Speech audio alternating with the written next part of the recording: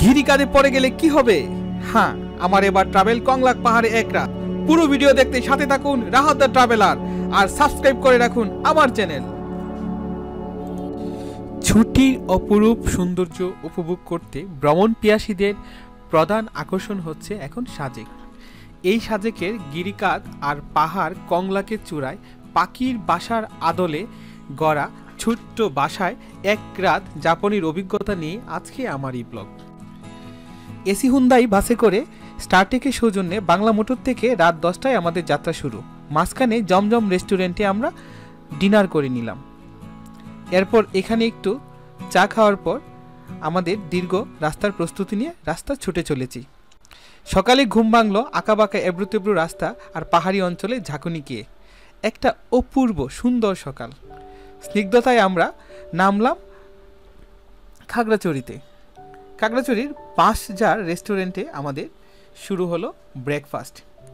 দ্রুত ব্রেকফাস্ট শেষ করে এবার আমাদের যেতে হবে সাজেকে। তো একটা উত্তেজনা ছিল যে সাজেকের পাহাড় আমাদের ডাকছিল। আমাদের এবারে প্ল্যান হচ্ছে সাজেকে কংলাক পাহাড়ের উপর আমাদের আজকে রাত যাপন হবে। পাহাড়ি রাস্তার পাশেই পাহাড়িয়াদের সুন্দর নির্ভেজাল ফলের দোকান। ফলের দোকান সাজিয়ে বসে আছেন পাহাড়িয়ারা, এবং এটা হচ্ছে একেবারেই নির্ভেজাল, কোনো ধরনের প্রিজারভেটিভ বা কোনো ধরনের ফরমালিন নেই। তো সবাই গাড়ি থেকে নেমে আমরা কিছু ফল নিলাম।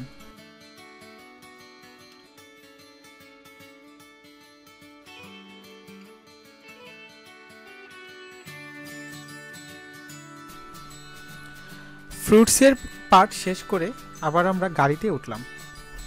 গাড়িতে উঠে সবাই মেতে উঠলাম পাহাড়ি পেঁপের টেস্টে। অসাধারণ টেস্ট, আর এনজয় করতে করতেই ফান, আড্ডা আর মাস্তিতে এগিয়ে যাচ্ছি সাজেকের দিকে। রোমাঞ্চকর যাত্রা আমাদের। সাজেক থেকে খুব বেশি একটা দূরে নেই।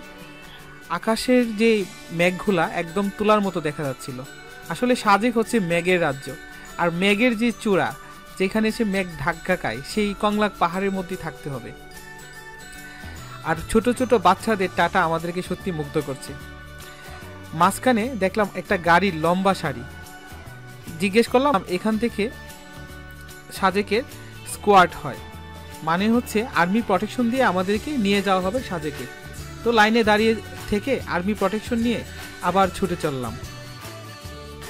রাঙামাটি জেলার বাঘাইছড়ি উপজেলার বাংলাদেশের সবচেয়ে বড় ইউনিয়ন হচ্ছে সাজেক, আর সাজেকের মধ্যে সবচেয়ে সর্ববৃহৎ শৃঙ্গ হচ্ছে কংলাক। আমরা এখন কংলাক পাহাড়ের উপরে মেঘ সাম্পান রিসোর্টে উঠেছি। দুরাত থাকবো, আর একটু ব্যতিক্রম ধর্মী ইনফরমেশন পাবেন সেটাতে। কারণ হচ্ছে কংলাক পাহাড়ের যে উপরে যে রিসোর্ট মেঘ সাম্পান রিসোর্টের আমরা যেটাই ছিলাম একদম নৌকার আদলে করা পাখির বাসার মতো একটা ঘর। সেই ঘরে রাতে একটা অদ্ভুত প্রাণী ঢুকে পড়েছিল। আজকে এই মজার অ্যাডভেঞ্চার নিয়ে আমাদের সেই রিসোর্ট এবং হচ্ছে আমাদের সেই ট্যুর। মেঘের ভেলায় নিজেকে ভাসিয়ে দিতে এত উদ্বেলিত হয়েছিলাম যে কংলাক পাহাড়ের প্রতিটা মুহূর্ত মনে হয়েছিল জীবনের কাছে খুবই স্মরণীয় একটি দিন।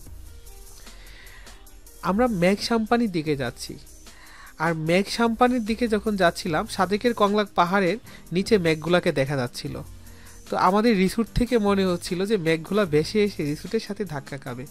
যেহেতু বৃষ্টি ছিল না, সেই জন্য মেঘের সাথে খুব বেশি একটা ধাক্কা আমাদের লাগেনি, কিন্তু সেই রোমাঞ্চকর এক্সপিরিয়েন্স যে আমাদের যে নৌকার আদলে করা যে ঘর, এই ঘরের মধ্যে আমরা অনেক মজা করেছি।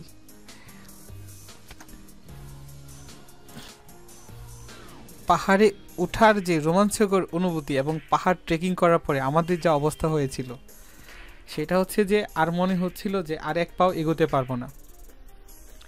তো নিজের যে মানসিক শক্তি এবং 2-3 জন ধরে টেনে যে পাহাড়ে উঠালো এবং একজন আরেকজনকে হেল্প করার মতো যে অনন্য উচ্চতায় আমরা পৌঁছে গেলাম, সেটার প্রমাণ হচ্ছে এই কংলাক পাহাড় অর্জন। রুমে ঢোকার পর গুছিয়ে আমরা সবাই মিলে পাহাড় ট্রেকিং শুরু করলাম। তো কংলাক পাহাড়ের এ মাথা থেকে ও মাথা সর্বোচ্চ চূড়ায় ঘুরে বেড়ানো শুরু করলাম। একদম এটা হচ্ছে কংলাক পাহাড়ের সবার উপরে যে জায়গা সেটা।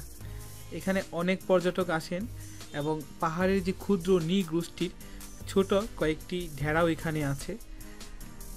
আমরা যখন উঠেছি এখানে প্রচণ্ড রোদ ছিল এবং আমরা বেশিক্ষণ অবস্থান করি নাই, পাহাড়িদের সৌন্দর্য বিমুগ্ধ হয়ে দেখছিলাম এবং পাহাড়ের এদিক ওদিক ছুটাছুটি করছিলাম।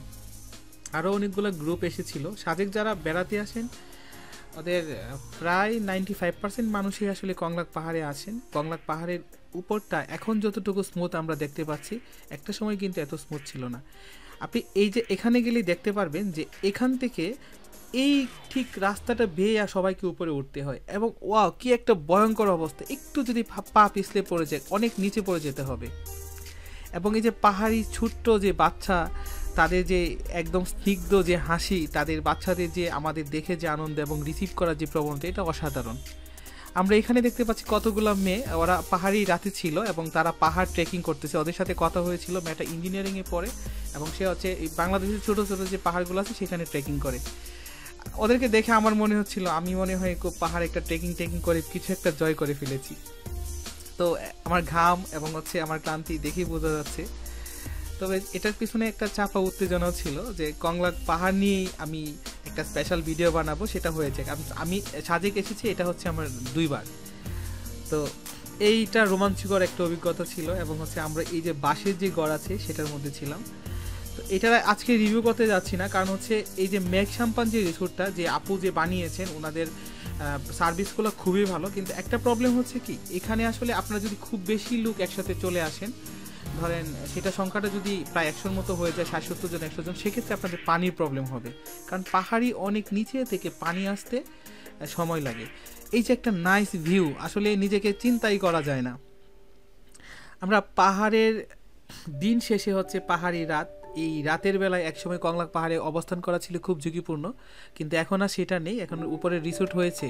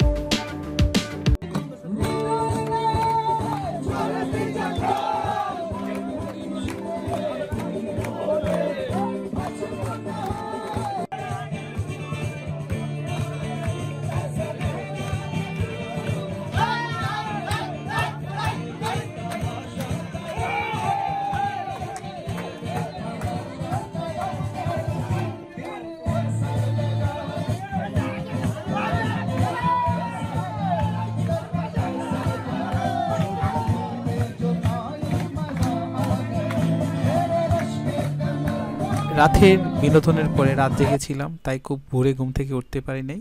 মাত্র ঘুম থেকে উঠে একটা লাইভ নিলাম। আমরা এখন সাজেকের কংলাক পাহাড়ের সর্বোচ্চ চূড়ায় অবস্থান করছি। এটা হচ্ছে কংলাক শৃঙ্গ। এখান থেকে মেঘগুলো অনেক নিচে নেমে গেছে, আমরা দেখতে পাচ্ছি সেই অপূর্ব ভিউ। কিছুক্ষণ আগেই সূর্য উঠলো। চলে যাচ্ছি, বিদায়ের পালা, ঘন্টা বাজলো। সবাই ভালো থাকবেন, সুস্থ থাকবেন, দেখা হবে কোনো আরেকটা ভিডিওতে। সবাইকে ধন্যবাদ।